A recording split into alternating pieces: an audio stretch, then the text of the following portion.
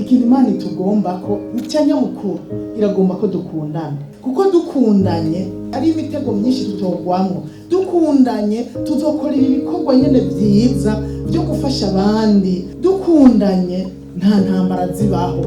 Dukundanye haba amahoro n'umutekano hagati yacu, kandi igikomeye bikarushiriza kugiriranira neza.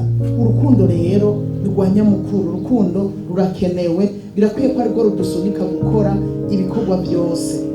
Usomye mu isezerano rya kera, itegeko mu mategeko no mu mabwirizwa harimo urukundo.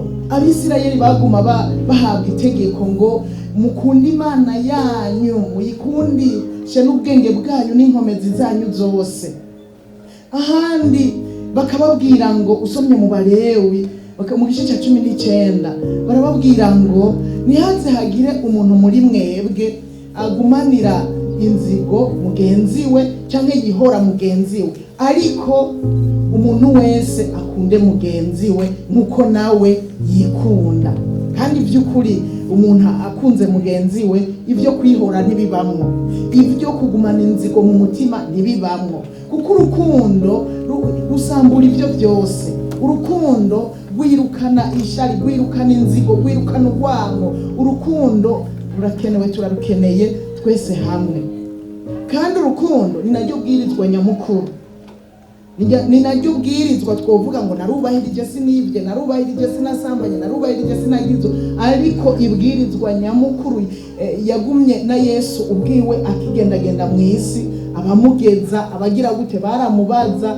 Ibwirizwa rikuru yarababwiye ko ari gukunda Imana n'imitima yacu yose, n'ubwenge bwacu bwose, n'inkomezi zacu zose, ariko tugaca dukunda bagenzi bacu nkuko natwe twikunda. Na Yohana yaravyanditse aravuga ngo nta muntu yovuga ngo arakunda Imana ntabonye yanka mugenzi we. Ntibikunda. Tuvuga ko dukunda Imana, igikurikira ubwo nyene novuga ngo automatically igikurikira no gukunda bagenzi bacu.